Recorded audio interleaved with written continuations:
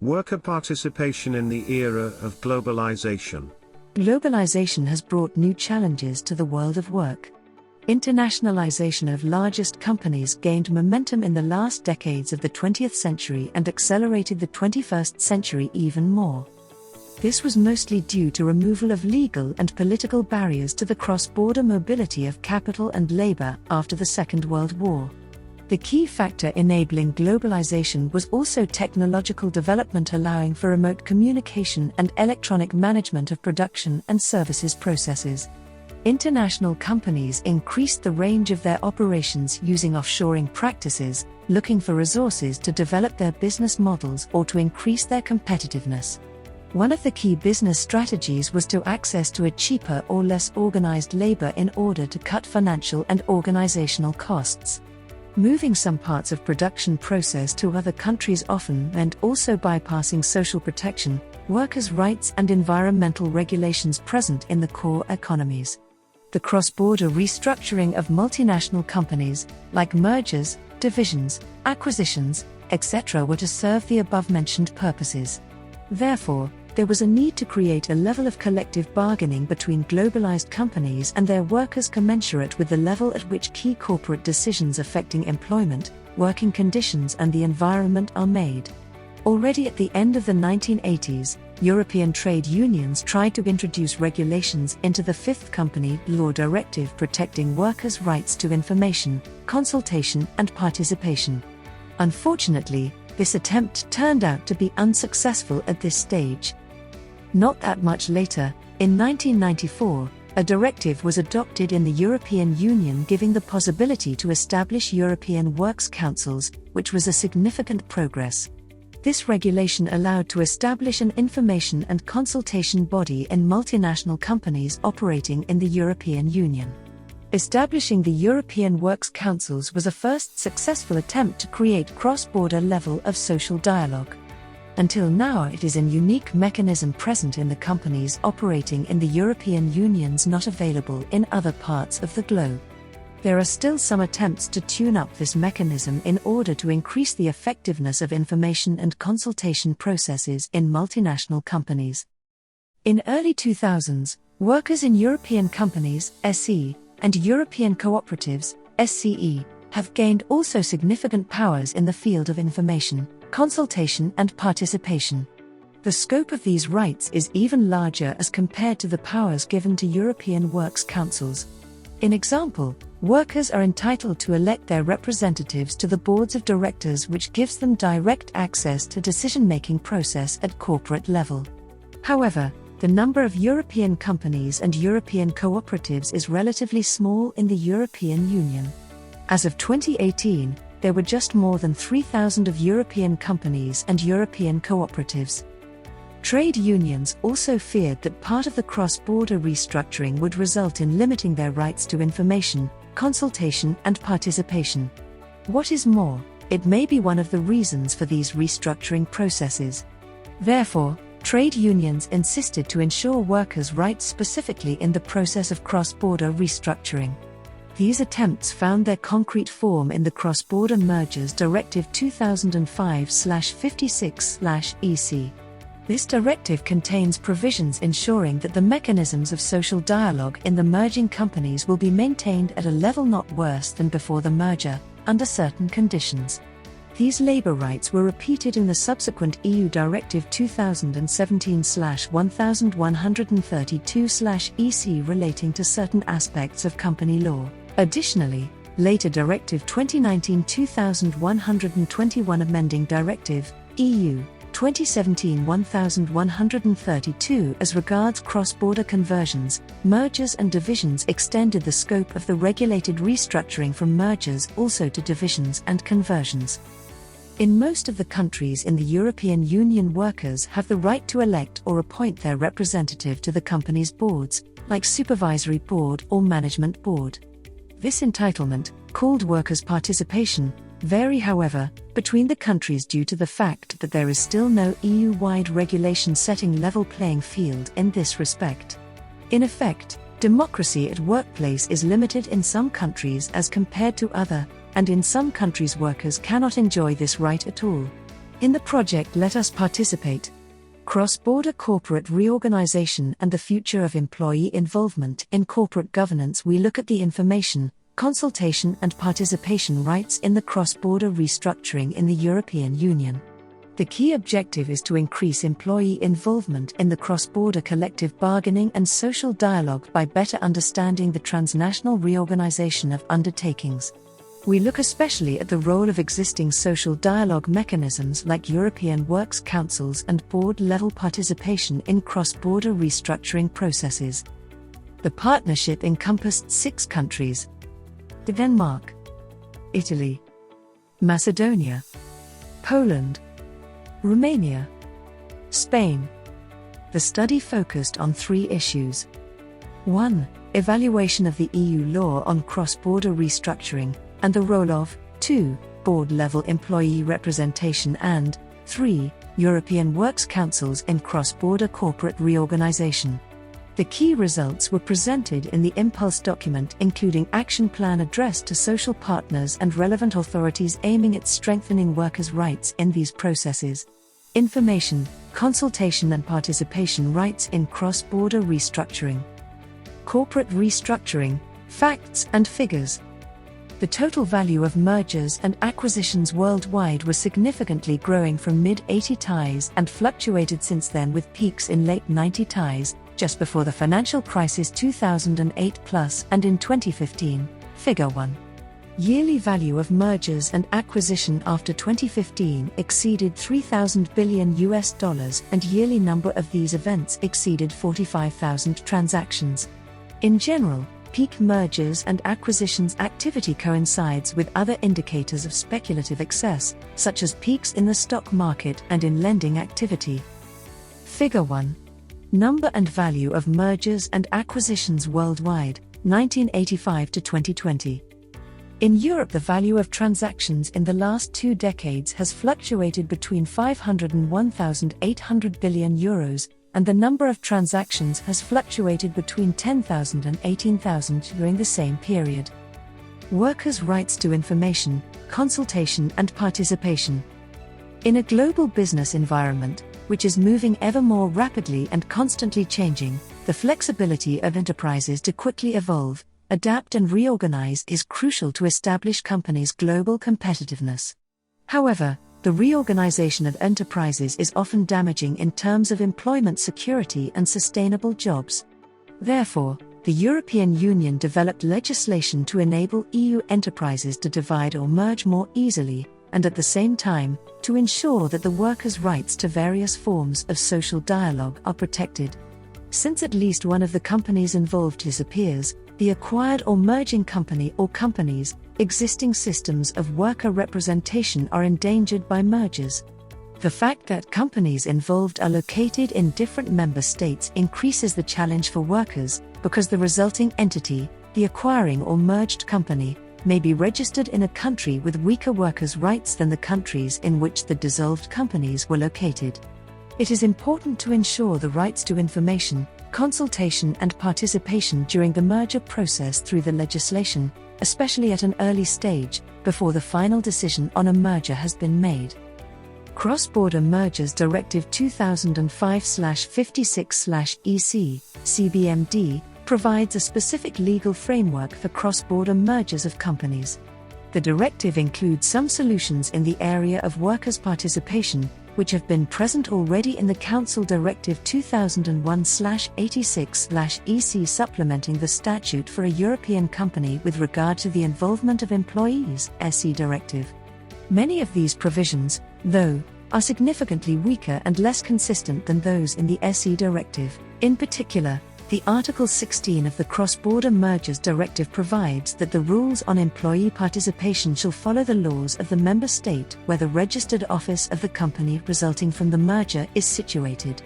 Since this could lead to a significant deterioration of employee participation rights and operate as an incentive for forum shopping to that effect, Article 16(2) of the directive provides for 3 exceptions to this rule. The first one is that the national rules do not apply for the preceding 6 months to the publication of the draft terms of the cross-border merger, an average of more than 500 employees was operating under an employee participation system in one or more of the merging companies. The second exception provides that the national rules of the registered office do not apply if the company resulting from the cross-border merger does not provide for the same level of employee participation as operated in the relevant merging companies. Article 16(2)(c) provides in effect for the third exception, which applies when the national law applicable to the company resulting from the cross-border merger does not provide the same employee participation entitlement to employees situated in the member state of the resulting company in comparison to employees of establishments situated in a different member state.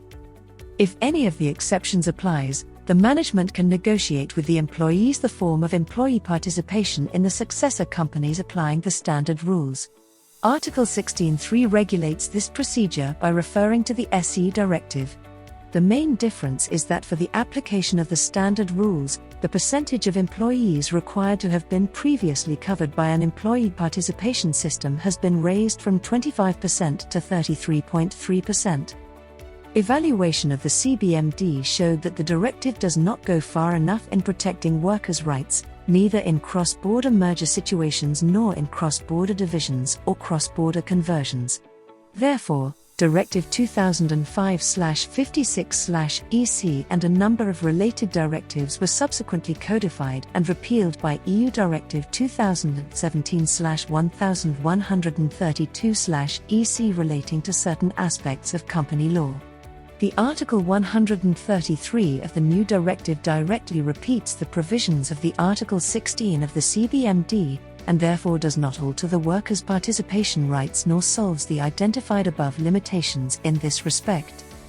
Directive 2019/2121 amending Directive, EU, 2017/1132 as regards cross-border conversions, mergers and divisions extends the scope of the regulated restructuring from mergers to divisions and conversions. The European Commission has not proposed strengthening workers' rights in the cross-border mergers section, and workers' rights provisions in the cross-border conversions and cross-border divisions sections are largely copied from the CBMD. Thus, in the absence of revision, the weaknesses in the protection of workers and their rights has spread to a broader set of cross-border reorganization situations through the company law package. However, the Directive 2019/2121 in the Article 86K guarantees the compliance with obligations in terms of information and consultation and better guarantees if the company created as a result of the cross-border merger is managed in a regime that incorporates employee participation. Article 86(8) of the directive says also a company shall communicate to its employees or their representatives the outcome of the negotiations concerning employee participation without undue delay. Board-level employee representation. The directives on cross-border restructuring ensure the workers to keep their right to participation.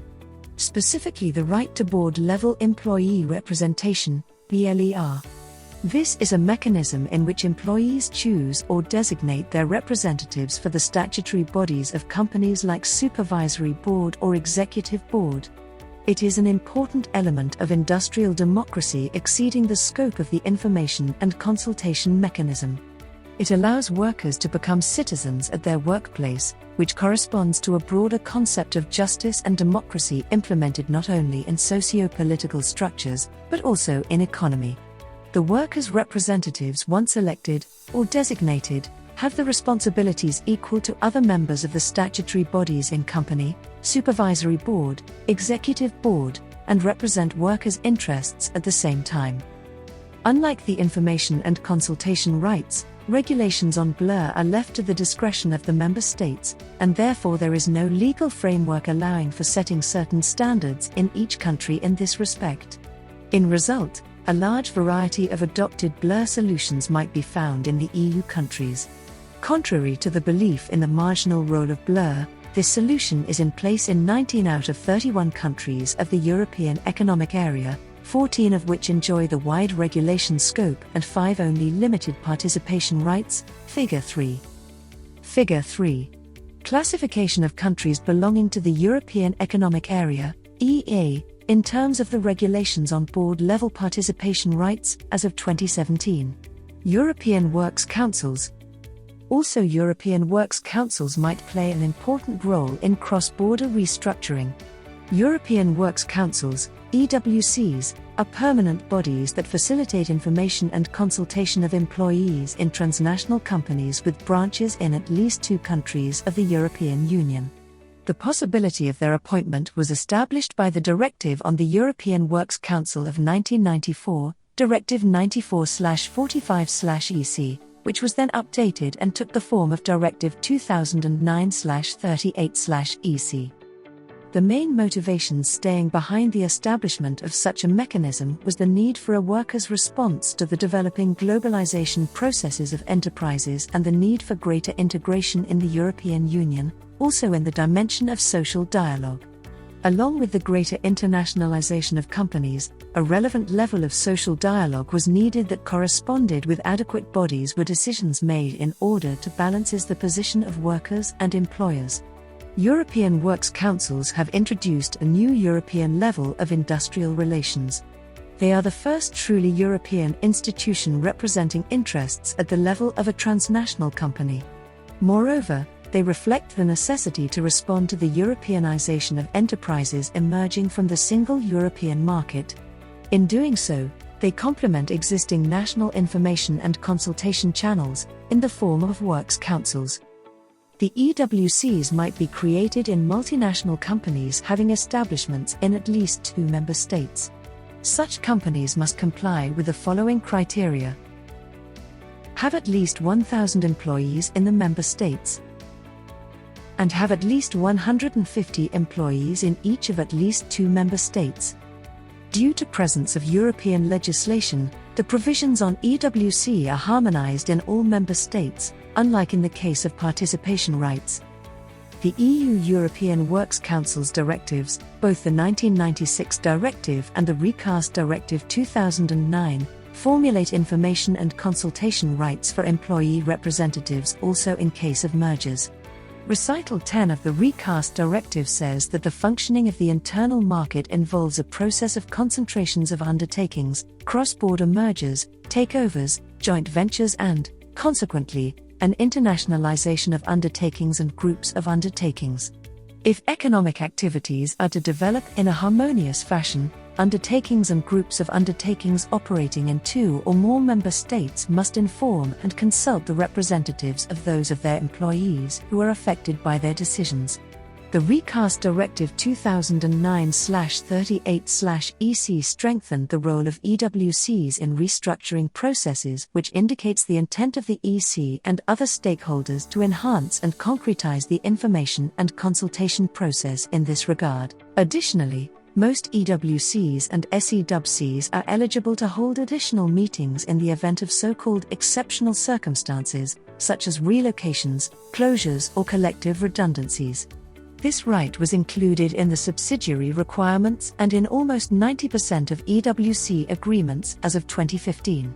De Spiegelier, 2017, while describing the EWC's role in cross-border restructuring, enumerated the following dimensions.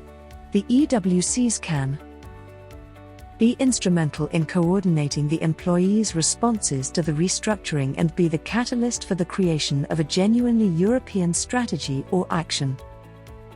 Be used to obtain more information and buy some time, which could prove useful at the local level at which social plans may be negotiated. Bring in the necessary experts to help in evaluating the company's plans and suggest alternatives. Support local strategies by exerting influence on management at the European level. Played an instrumental role, together with the trade unions represented in the company, in negotiating the terms and conditions of the implementation of restructuring measures, or in negotiating agreements about the anticipation of change. If you are interested in protecting works' rights in cross-border restructuring, check the research report and recommendations published as a result of the Let Us Participate project. Project implemented with financial support from the European Union.